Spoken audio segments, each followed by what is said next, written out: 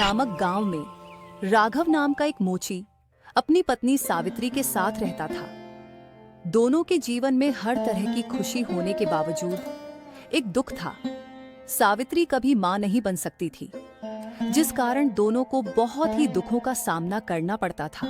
अजी देखो ना, आज फिर गेहूं बहुत कम बचा है। कल से शायद कुछ उधार मांगना पड़ेगा। अरे चिंता मत करो सावित्री, आज शहर वाले से जूते की जोड़ी की अच्छी कीमत मिल जाएगी तो सब ठीक हो जाएगा। तुम बस भगवान पर भरोसा रखो। हाँ, भगवान पर तो भरोसा है, पर कभी कभी लगता है जैसे वो हमारी सुनते ही नहीं। जब भी किसी के घर बच्चे की किलकारी सुनती हूँ ना, तो मेरा मन रो पड़ता है। ऐसी बातें मत करो सावित्री। बच्चों का सुख अगर हमारे नसीब में लिखा होगा तो एक दिन जरूर आएगा, और अगर नहीं भी आया तो क्या हुआ, तुम मेरे साथ हो, यही मेरे लिए सब कुछ है। तुम भी ना हमेशा दिल को समझा लेते हो। चलो नाश्ता कर लो, वरना देर हो जाएगी। नहीं सावित्री, अब मैं चलता हूँ, कुछ ही दिनों में लौट आऊंगा। इतना बोलकर राघव काम पर निकल जाता है।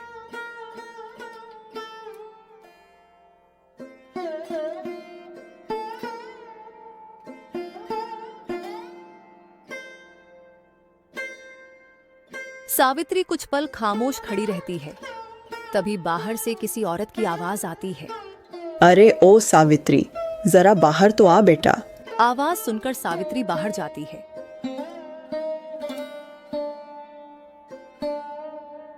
नमस्ते मौसी जी, आप इस वक्त सब कुशल तो है ना? अरे कुशल ही कुशल है बेटा, मुझे पोता हुआ है, उसी की खुशी में मिठाई लेकर आई हूँ।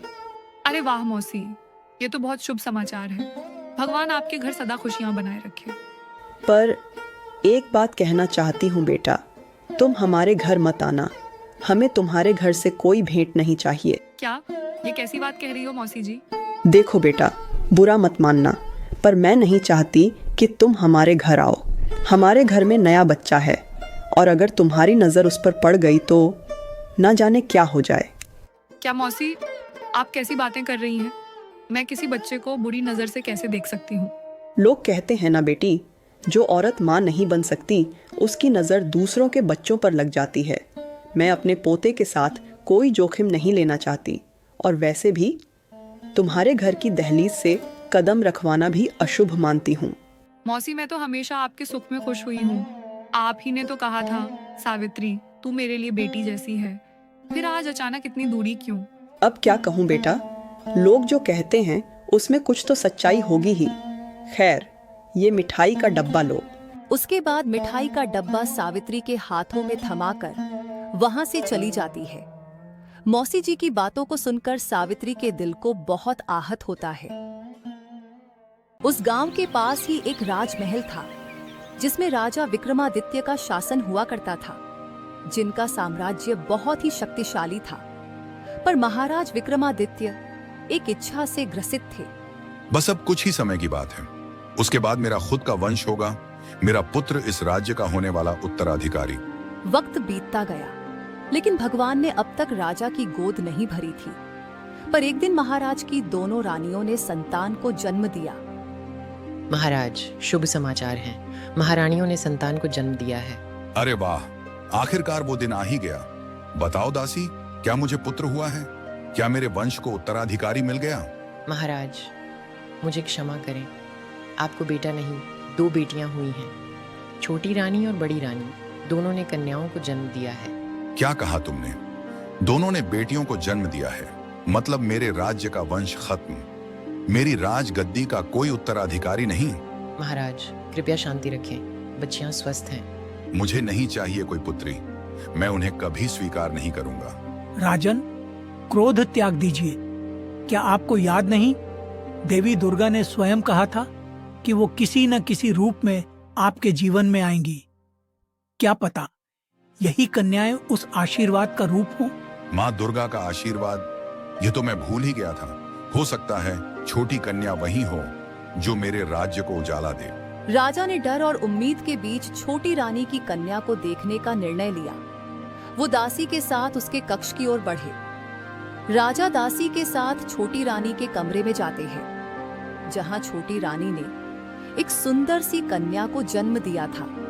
देखिए महाराज, छोटी रानी ने अप्सरा जैसी कन्या को जन्म दिया है, इतनी सुंदर कि जिसे देखकर देवता भी मोहित हो जाए।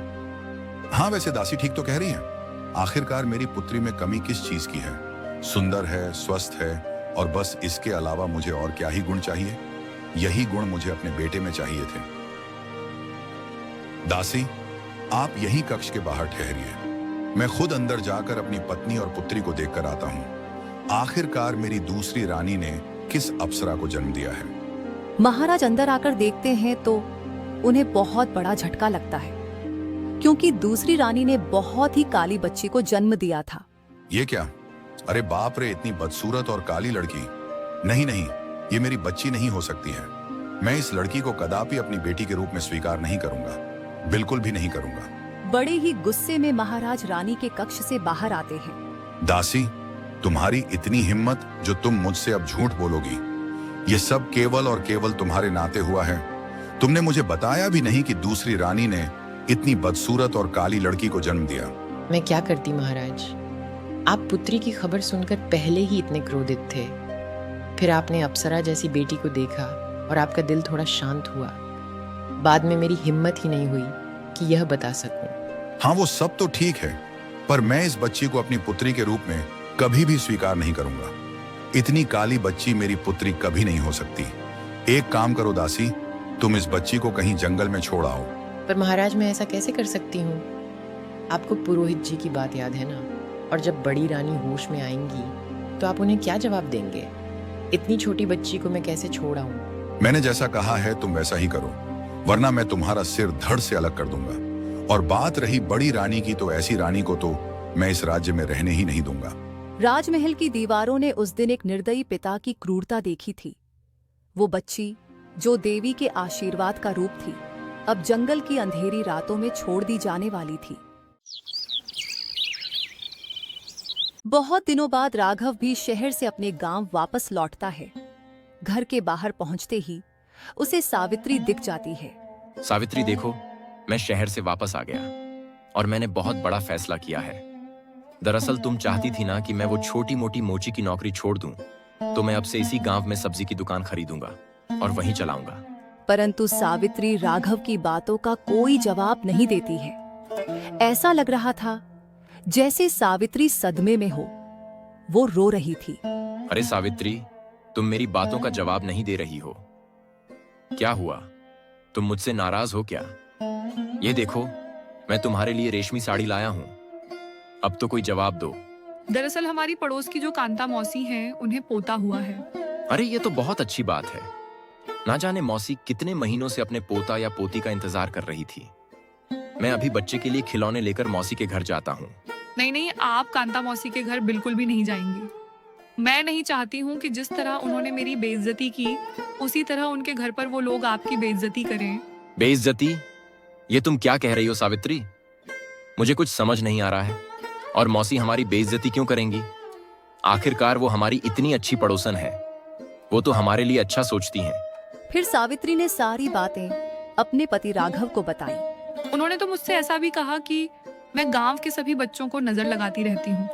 हाँ, मैं माँ नहीं बन सकती, पर मैं कभी भी बच्चों को इस नजर से नहीं देखती हूँ। उन्होंने हमारे घर पर आकर हमारे मुंह पर ही हमारी इतनी बड़ी बेइज्जती कर दी, और हम कुछ कर भी नहीं सकते। मुझे माफ कर दो सावित्री, मेरी वजह से तुम्हें इतना कुछ सुनना पड़ रहा है। अब भला इसमें आपकी क्या गलती? यह तो हमारा भाग्य है, हमारे भाग्य का लिखा दुख।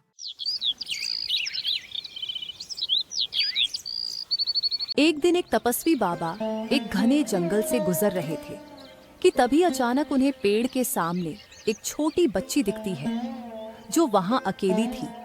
अरे ये बच्ची इतने घने जंगल में अकेली क्या कर रही है? और इसके माँ बाप कहाँ हैं? लगता है इसके माता पिता इसे छोड़ गए। यहाँ सावित्री गांव के तालाब पर पानी भरने आई हुई थी। तभी सावित्री को सामने जंगल से एक बच्ची की रोने की आवाज आती है। सावित्री चौंक जाती है। अरे ये आवाज तो सामने जंगल से आ रही है, पर इतने घने जंगल में बच्ची क्या कर रही होगी? इसी बात का पता लगाने सावित्री उस जंगल में पहुंचती है। जंगल में पहुंचकर सावित्री देखती है कि एक बच्ची साधु महाराज के साथ थी। अरे साधु महाराज, ये बच्ची कौन है? मुझे बहुत देर से इसकी रोने की आवाज आ रही थी। पता नहीं बेटी, यह तो मुझे भी नहीं पता कि यह बच्ची किसकी है और कहां से आई। मैं तो अपनी यात्रा पूरी करके इस जंगल से गुजर रहा था। यहाँ पहुंचकर देखा तो इस पेड़ के नीचे यह बच्ची पड़ी हुई थी। लगता है बाबा कि इसके माता पिता ही इस बच्ची को यहाँ छोड़कर चले गए हैं, या फिर कोई इसे अगवा करके यहाँ छोड़ गया। हाँ बेटा, तुमने बिल्कुल ठीक कहा। यह बच्ची बिल्कुल नवजात है।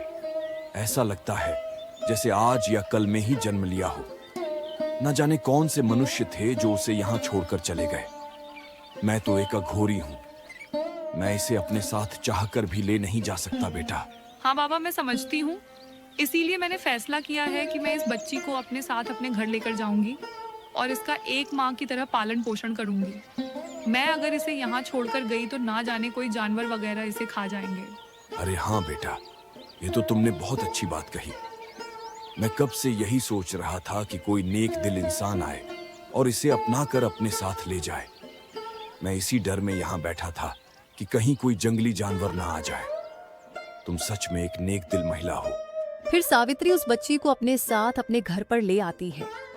कुछ देर बाद राघव भी अपने घर आता है और सावित्री को बच्ची के साथ देखकर हैरान रह जाता है। अरे सावित्री, ये बच्ची कौन है? दरअसल जब मैं तालाब से पानी भरने गई तभी अचानक मुझे एक बच्चे की रोने की आवाज आई। वो आवाज सामने जंगल से आ रही थी। इस तरह सावित्री ने सारी बातें अपने पति को बताई।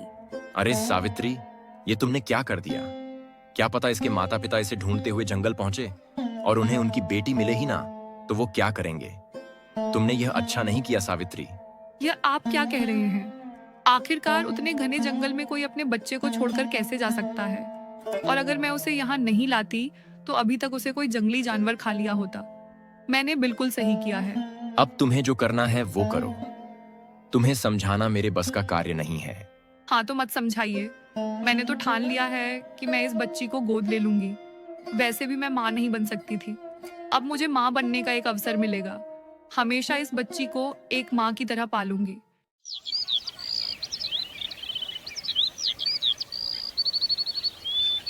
एक दिन सावित्री तालाब पर पानी भरने जा रही थी कि तभी उसके सामने गांव की एक महिला शांति आ जाती है। सावित्री, यह क्या? यह बात मुझे दूसरों से पता चल रही है कि तुमने एक बच्ची को गोद लिया है। आखिरकार यह बात तुमने खुद मुझे क्यों नहीं बताई? वो बच्ची दरअसल... क्या कह रही हो सावित्री? आखिरकार मैं तुम्हारी बच्ची को खा थोड़ी ना जाऊंगी। वैसे सच कहूँ तो तुम्हारा भाग्य भी बड़ा ही अजीब है। पहले तो तुम माँ नहीं बन सकती थी और अब जब बच्ची गोद ली है तो इतना काली। ये तुम क्या कह रही हो शांति? आखिरकार तुम मेरी बेटी को रंग के आधार पर कैसे तोल सकती हो? वैसे भी बच्चों का व्यक्तित्व उनके रंग के आधार पर नहीं बनता है। वह अपना व्यक्तित्व और अपना भविष्य खुद लेकर पैदा होते हैं। इसमें मैंने गलत ही क्या कहा? आखिरकार जो सच है वो सच है। वैसे इस बच्ची के आ जाने से एक बात तो ठीक हो गई कि अब तुम गांव के दूसरे बच्चों पर अपनी नजर नहीं लगाओगी। अपनी जुबान को संभाल कर रखो शांति। मेरी बेटी जैसी भी है, मैंने उसे स्वीकार कर लिया है। इतना बोलकर सावित्री वहां से निकल जाती है।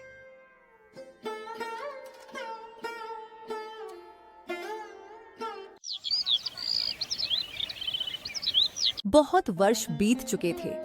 अब सावित्री की बेटी बड़ी हो चुकी थी। सावित्री ने अपनी बेटी का नाम माधुरी रखा था। माधुरी सांवली थी, पर सावित्री उससे बहुत प्यार करती थी। माँ देखिए ना, शाम होने वाली है। आपने मुझसे कहा था कि शाम के समय आप मुझे खेलने जाने देंगी। हाँ गुड़िया, ठीक है। तुम जाओ और अपने दोस्तों के साथ खेल आओ। पर हाँ, अपने पिताजी के आने से पहले घर वापस लौट आना। गांव में माधुरी के 2 दोस्त थे। एक था पिंकू और दूसरी थी रजनी। चलो दोस्तों, कल हम लोगों ने वादा किया था ना कि हम लोग कल पास वाले जंगल में जाएंगे। मैंने सुना है वहाँ पर एक बहुत बड़ा और खूबसूरत झरना है। वहाँ पर बहुत मजा आएगा। हाँ, यह तो मैंने भी सुना है। वहाँ पर बहुत सुंदर झरना है। पर मैंने तो यह भी सुना है कि वहाँ पर एक डरावना भूत रहता है जो बच्चों को खा जाता है। पर मैं आज वहाँ जरूर जाऊंगी। पर उन लोगों के वहां जाने से पहले ही वहां पर रजनी और पिंकू की माँ आ जाती है, यानी कि शांति। शांति सावित्री की बेटी माधुरी को अपने बच्चों के साथ देखकर बहुत गुस्सा हो रही थी। अरे ओ काली कलूटी, तू फिर मेरे घर आ गई।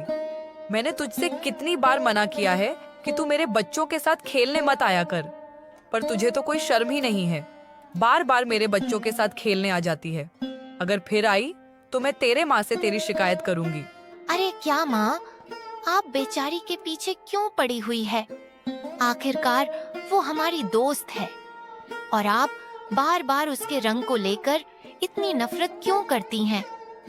आखिरकार वो हम लोगों की तरह ही एक साधारण मनुष्य है और सबसे बड़ी बात, वो हमारी सबसे अच्छी दोस्त है। अरे वाह, इस लड़की के संगत में आकर मेरे बच्चे भी बिगड़ गए हैं। आज तक जो नहीं हुआ वो अब हो रहा है। मेरे बच्चे मुझसे जबान लड़ा रहे हैं। ये सब इस काली कलूटी के कारण हुआ है। इसने मेरे घर परिवार और मेरे बच्चों पर अपनी बुरी नजर लगा दी। शांति माधुरी को बहुत बुरा भला सुनाती है, पर फिर भी वह कुछ जवाब नहीं देती। घर पहुंचकर माधुरी सारी बातें अपने माता पिता को बताती है। हे भगवान, उस औरत की इतनी हिम्मत, उसने मेरी बेटी को इतना बुरा भला सुनाया।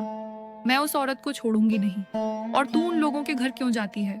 मैंने तुझसे कहा है ना कि उन लोगों के साथ मत खेलने जाया कर, इस घर में ही बैठकर खेल लिया कर। अरे सावित्री, शांत हो जाओ। आखिरकार इस बेचारी पर गुस्सा क्यों कर रही हो? उसकी क्या गलती है? वो तो एक बच्ची है, उसे बच्चों के साथ खेलना अच्छा लगता होगा। हमें ही कुछ करना होगा कि इसका ध्यान कहीं और लगे, जैसे कि पढ़ाई में। पर मैं क्या करूं? मैं इतना कम कमाता हूं कि पढ़ा नहीं सकता। पर हम कर भी क्या सकते हैं? अगर हम अपनी बेटी को नहीं पढ़ाएंगे तो उसे इन गांव वालों की बातें सुननी पड़ेगी, इनके ताने सुनने पड़ेंगे।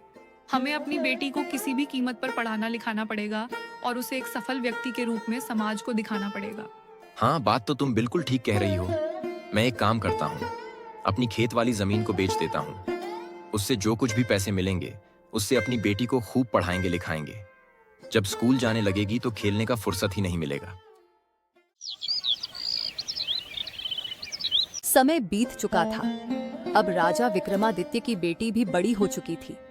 ये राजा की छोटी रानी की बेटी थी, यानी वो बेटी जिसे राजा ने अपना लिया था। इसका नाम राजा ने स्वर्ण रेखा रखा था। स्वर्ण रेखा मेरी बेटी, आज मैंने फैसला किया है कि मैं तुम्हें अपने साथ अपने राज्यसभा ले चलूंगा। आज से तुम राज्यसभा में उपस्थित होगी, जिससे लोग तुम्हें जानेंगे।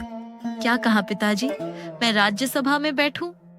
नहीं नहीं, मैं वहां बिल्कुल नहीं बैठूंगी। वहां बैठकर तो मेरा सारा समय व्यर्थ हो जाएगा।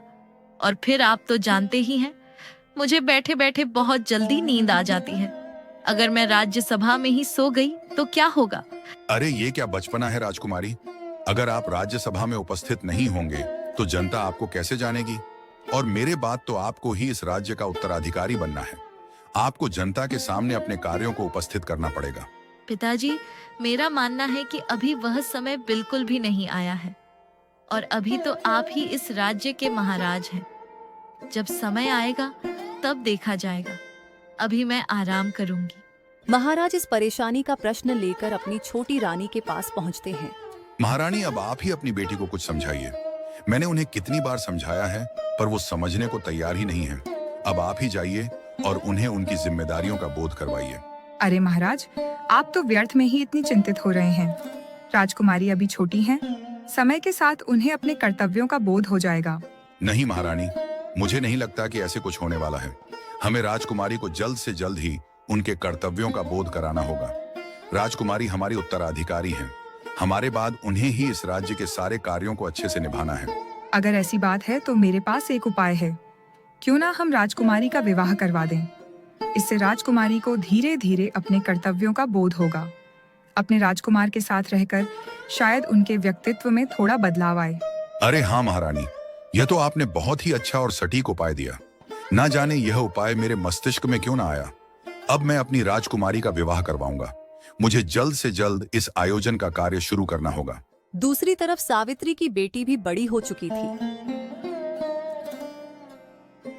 एक दिन शांति सावित्री के घर के बाहर जाकर आवाज दे रही थी। आवाज सुनकर माधुरी घर के बाहर आती है। क्या हुआ चाची जी, क्या बात है? आपने माँ को आवाज दी। दरअसल माँ घर पर नहीं है, बाजार गई हुई है। हे प्रभु, यह क्या हो गया? आज फिर मैंने इस चुड़ैल का चेहरा देख लिया। जब भी मैं इसका बुरा चेहरा देख लेती हूँ, मेरा सारा अच्छा कार्य बुरे कार्य में बदल जाता है। माधुरी उनकी बातों का कोई जवाब नहीं देती है, क्योंकि उसे उनकी बातों से ज्यादा अपनी मेहनत पर भरोसा था।